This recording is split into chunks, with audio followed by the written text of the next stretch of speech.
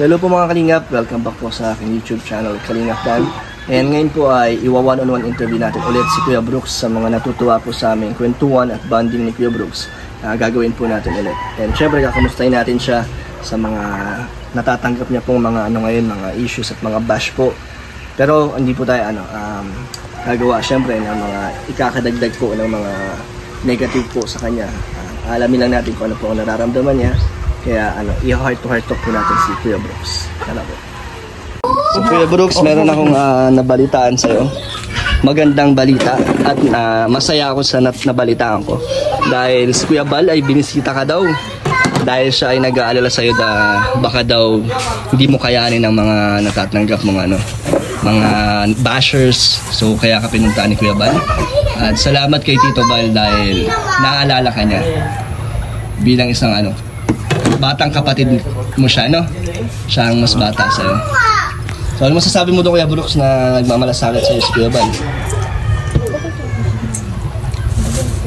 Siyempre na-touch. Oh my God! Touch ka? Dahil alam niya yun kasi siya ay matagal na siya sa ganitong Sabi pa daw ni Kuya Bal, mukha ka lang daw matapang.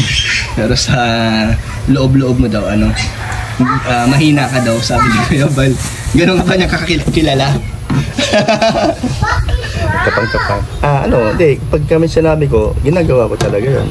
Hindi, parang ka daw, malakas ng panlabas mo, pero sa damdamin mo daw, medyo parang... naintindihan ko yung sabihin. Ganito yun. Sa sitwasyon ko na nasa YouTube dahil. YouTube, tama? Na nag-alala siya na sa dami-daming mga nagbabasa sa akin. Nandun yung sinusuportahan niya ako. Kaya hindi ka niya pinapabayaan. Ang aking masasabi dyan, siyempre, salamat at hindi niya ako binabaliwala. And then, tama naman siya kasi yung ginagawa ko naman, kung ano man ang kanyang napisahan, yun din naman din natin gagawin para makadagdag tayo ng tulong sa ating mga kababayan. At siya yung ating leader natin. At saka yung sinasabi niya sa live niya kahapon, talagang natuwa ka? Hindi lang siya natuwa, naiyak pa nga, parang asar pakinggan. Sabi niya nga daw, di ka na papabayaan, di ba? At hindi ka hindi ka independent vlogger. At maganda, tama ka. Freelance, kalingap. Napaliwanagan niya ako doon. So yung pala dapat palang ginawa ko. Freelance. Kasi di ba tama naman si Kuya Bal? Strike anywhere, parang gano'n. Pag freelancer ka, parang... Kahit saan. Pero kalingap ka. Oo, kalingap. Kasi ang mga kasamaan mo din naman, di ba, ay kalingap. Kahit naman nag-announce ako ng independent, ang aking madalas na nabibigkas nga, kalingap, makasama ko, makalingap. Wala namang ibang mga pupuntahan ko din kalingap naman talaga. Iba lang tayo ng prinsipyo dun sa sinabi ko na basta yun na lang, basta kung sa tingin niya may pagkakamali, hindi tayo ng patawad sa kanya dahil irespeto natin siyang bumubuo. At ka naman bukal naman sa loob mo na tanggapin kung ano man yung pagkakamali. Bukal, ako naman lagi naman ako nagtatanggap ng pagkakamali, bukal sa loob ko yan. Tama, para sa ikakaayos ng lahat. Ikakaayos ng lahat. Kahit naman ako, may problema ka, may problema tayo, may problema ka sa akin, ayusin natin yun. Kasi di ko naman ugali na pinapatagal pa. Wala rin naman kasi mangyayari kung papalakihin yun. Wala rin mangyayari. Mas lalala pa yung sitwasyon. Di naman tayo ganun. Tama. Mas maganda yung tahimik lang. Ganun ka ba sa pagkatao mo? Hindi ako, hanggat maaaring kayang ayusin agad. Kilala naman kita kung anong klase ka pagkatao. Yung kabaitan mo, nagmana ka lang sa papa mo, ha? Mana-mana lang. Ang pagkakaiba lang sa atin ganito. Lumaki ka kasi sa Maynila na nandyan ang mama mo, ang tita mo, pero sa totoo lang, yung pagiging anak kita, kahit wala ako sa tabi mo nung ikaw ay, kasi naalala ko nung nag-iedad ka na 11 years old, sinabi sa akin ni Yaya Bit mo na, I mean, di pala, si si Mamanit. Anong tawag sa kanya? Si Manit. Si Manit mo na tita mo. Dahil siya naman talaga ang nag-alaga sa'yo hanggang nagbibinata ka. Sabi sa akin, "Hoy, Bisaya man yun." "Hoy, Demi, ay nang bunalo yung mong anak ba kay naulo naman sa sayang mga amigo." Ang ibig Ako'y sabihin? Tagalog Dem, oy Demi, wag mo nang paluin si Daniel kasi mag-i-11 na siya. At nahiya na raw siya sa mga barkada niya. Simula nun. Sa totoo sinabi mo yan? Hindi ko na matandaan. Pero simula nun, hindi mo na ako pinalo. Di na. Di na kita pinalo kasi mayroon pa ako palang sinabi, sige, hindi ko siya papaluin, pero pagka matigas sa ulo, susuntukin ko na lang. Sabi niya, sabi niya, parang hilong, lumahimik ka nga, parang yun. So, di man tayo Ang ingay ni Easy Tuwan-tuwa. Patagdagan mo sili yan hindi man tayo, pero hindi, nung tayo'y magkakasama, ilang taon meron na kayong isip at sipang. Kaya pa kayo nagsabi sa akin, sige pa, kung saan ka masaya, asawa ka. Kaya hindi ko mga lain na makilala ko sa tita, kung sino ba yung makilala ko, basta kung sino dumating. Hindi naman tayo iniisip ng iba na tarantado talaga tayo. Hindi naman ganun. Kumbaga, maangas lang ako sa paningin nila, yung datingan sa akin, maangas. Pero pagdating naman sa sitwasyon na merong gulo, hindi naman tayo tumatakbo. Lumalaban tayo ng parehas. Patay kung tama. Oo, tama. Patay kung patay. Ganun ang ugali ni Papa mo. Kuya Brooks, ano masasabi mo na natutuwa sa atin ng mga viewers na pag nagkwentuhan daw tayo para magbarkada lang. Tapos natutuwa sila pag binabanggit mo yung mga kabataan ko, kinukwento mo na natatouch ang mga viewers. Yung iba nga daw parang nagko-comment na naiiyak daw sila kasi parang ganito daw tayo magkwentuhan. Okay, sige. Ikaw sa tingin mo, sino nagdadala? Hindi ko alam kasi parang normal lang naman na Si sa atin. Papa mo. Sabi yung paglaki mo kasi, sinusubaybayan pa rin kita. Kasi di mo ba alam na si Yaya Bit mo ang aking spy doon? Si Yaya Bit taga-sumbong. Bet pagka may ginawa yung dalawang bata, sabi mo sa akin. Kaya siya yung napapagalitan ni ate niya Kasi gusto kong malaman habang kayo lumalaki. Yun ang totoo yun. Tapos pagka madalas naman ako pupunta doon, madalas binibigay naman ako sa inyo kahit pa paano. Swerte lang kayo kasi si mama mo, kahit na ganoon siya kahigpit, mahigpit pa sa inyo, hindi? Maluwag. Ano lang, balance lang. Balance lang. Balance. Okay. Di mo ba alam habang ikaw lumalaki, nung bata ka pa, lumalaki, ni-spread ka niya. Pinagalitan ko yun. Kasi kung di ko ginawa yun, kawawa ka. Maging mamas boy ka talaga.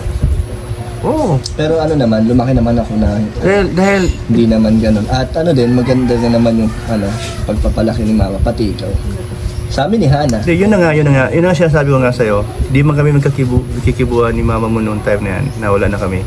Pero si Yaya Bit mo ang taga-sumbong sa akin. Sa yung Alam mo yung mga ginagawa namin. ginagawa niyo habang kayo lumalaki. Kasi sinabihan ko rin, di ba sinabihan kita na mamili ka ng barkada mo na walang bisyo. Kung may bisyo, yung bisyo nga, halimbawa, nagda-drugs. Wala naman. O yung inom na magdamagan, yun ang iniwasan ko sa'yo na ayaw kong mangyari sa'yo. Hindi mo alam na kahit wala tayo doon sa bahay na magkakasama tayo, nakamonitor pa rin ako sa yung dalawa niya, si Hana. Naalala mo yung si Hana, ang dami niyang pera dahil December, ang dami nabigay siya ng mga ninang-ninong niya. O pagdating doon sa bahay, sa inyo, walang mga pinagbibili niya, pinagagastos niya, naubos agad yung 700. O, siyempre, nagsumbong sa akin si Yaya Betron. Kaya, siyempre, pinangaral ko siya. Yung pangaral niyan, pinadapa ko, pinalo ko yung puwet. Ikaw, ganun din naman Naalala mo yun? Oh, hindi naman ako pumapalo kahit saan. Hindi naman ako yung bahala na masaktan ka. Hindi. Pagpalo ko ganyan, meron akong isang salita na iniiwan ko sa inyo. Huwag mo na ulitin, ganyan. Maganda yung ano ko sa inyo. Pero sa kwit yung pinapalo. Kwit. Kaya nga sabi mo nga ganyan na huwag ka nang paluin dahil mag-11 years ka na mag-11 years old ka na. So maganda naman yung yung paglaki mo. Hanggang ngayon, andun pa rin tayo. Tapos malamang sa malamang, sila na rin may plano nito. Pwede naman natin iniisip to na tayo magkita dito dito tayo magbanding sa diet. Kaya salamat kay Tito Bal at sa insan mo. Sa Tita Edna, pinapunta tayo dito. Oo, siyempre kasama na yun. Sila yun. Kaya nga, dito tayo nagkaroon ng mas magandang, mas matinding banding natin. Si Hana, kahit hindi kayo masyadong nagkikita, pero andun pa rin yung chat, tawagan. Maganda naman namin. Kasi ako ngayon nagdadala sa inyo.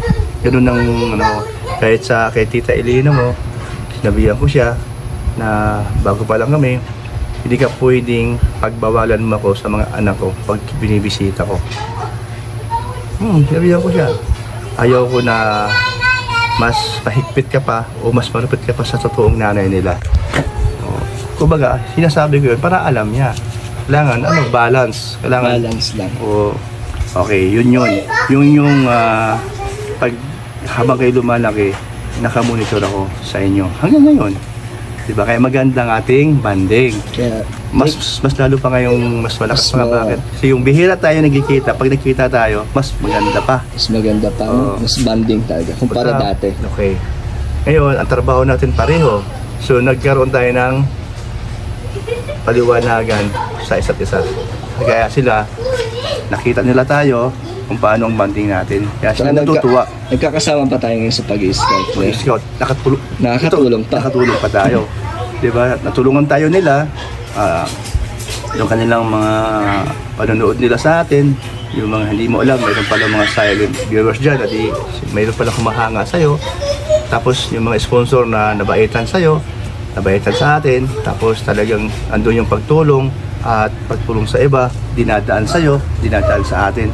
Kaya ang sarap ng pakiramdam na si Lord naman yun ang gusto niya na mangyari yun sa ganun. Si alam naman sa puso natin pareho Si Kuya Bal, si Kaliga Brab, insan mo si Rolf Malalag, at saka si Kaligap Angeli, saka si Nancy, Kaligap Nancy Matubang, anak ni Kuya Abel Macamo. So nandun na yun, ang mga matubang na mga vlogger, nandun na talaga, hindi na talaga nila maiwasan. Kumbaga sa ugat lumalalim at lumalalim pa no? Sa tingin mo, mabubuwag pa ba yun? Hindi, matibay na ang pundasyon. Ikaw, taningin ko, hanggang ilan taon ka na ngayon? 29. Hanggang sa pagtanda mo, I pray na magkatuluyan kayo ni Mel na kayo hanggang sa pagtanda nyo at magkaroon kayo ng pamilya o anak. So, yung pagiging charity vlogger mo, tingin mo kaya? Siguro hanggat nandito yung mga sumusuporta at dito pa tayo sa Kalingap pa din, tuloy-tuloy lang. Tama ka dyan. Pero mas tama yung mayroon sumusuporta o konti o wala, pagtulong pa rin. Hanggat meron. Hanggat may bibigay. May bibigay. Siyempre, kung may bibigay, wala na. Pamilya muna unahin. Wala na tayo. Totoo naman yun. Pero sa dami-daming tao na sumusubaybay sa Kalingap, kaya tama nga si Tito Bal mo na pinalalayan ako dahil baka malusaw lang yung pinaghirapan ng lahat sa kanya at pinaghirapan ko din, makapunta lang sa wala. Kaya di niya ako pwedeng pabayaan. Salamat talaga kay Kuya Bal. Thank you, Kuya Bal. Alam ko naman, di naman tayo nagka-problema simulat sa pool tayo mga bata. Salamat din kay Tita Elena na tanggap kami ni Hana at si Mama na maayos ang kanilang relasyon.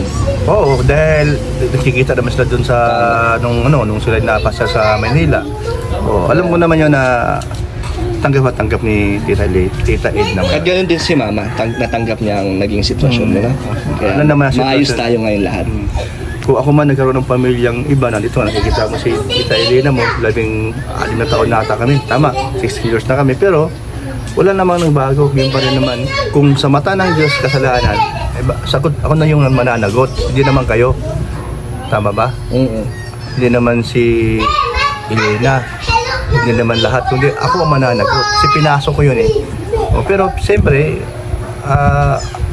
si Lord na bahala doon kung ano mang plano niya sa akin, sa buhay ko, basta huwag tayo makalimot sa Diyos. Yun lang naman masasabi ko. Kaya salamat sa pagiging vlogger natin. Kaligap tayo ngayon, simula noon hanggang ngayon, si Kuya Bal, hindi natin kalimutan yun.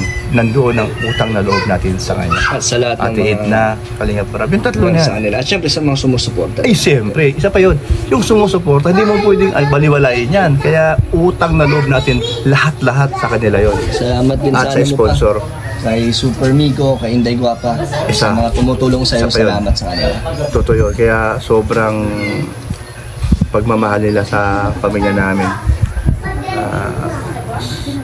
Sa Alimyon, napamahal na kay Alimyon.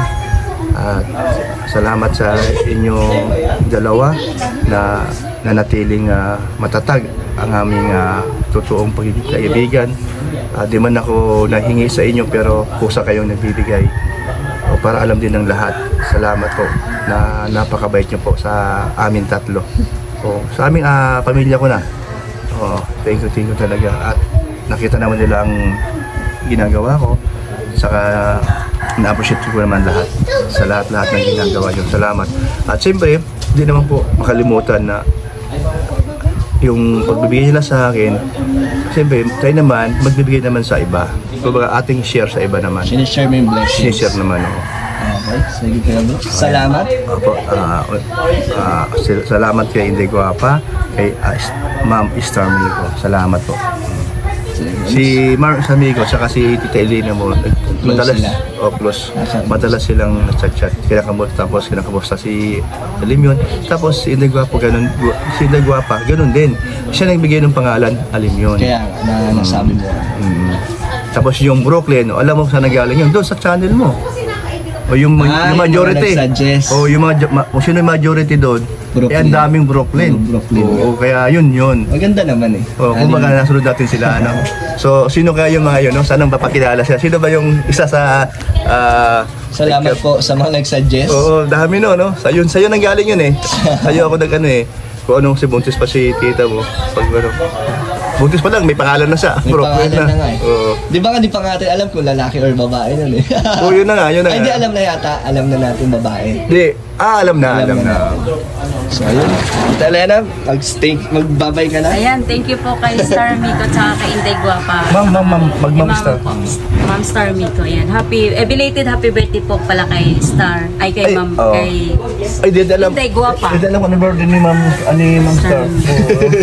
Nalaman natin. Ayan, happy birthday kay Inday Guapa. Ayan. At tawag namin sa kanya, Mami Inday. Mami Inday. Okay, ito, Alimyon naman ay Ninang.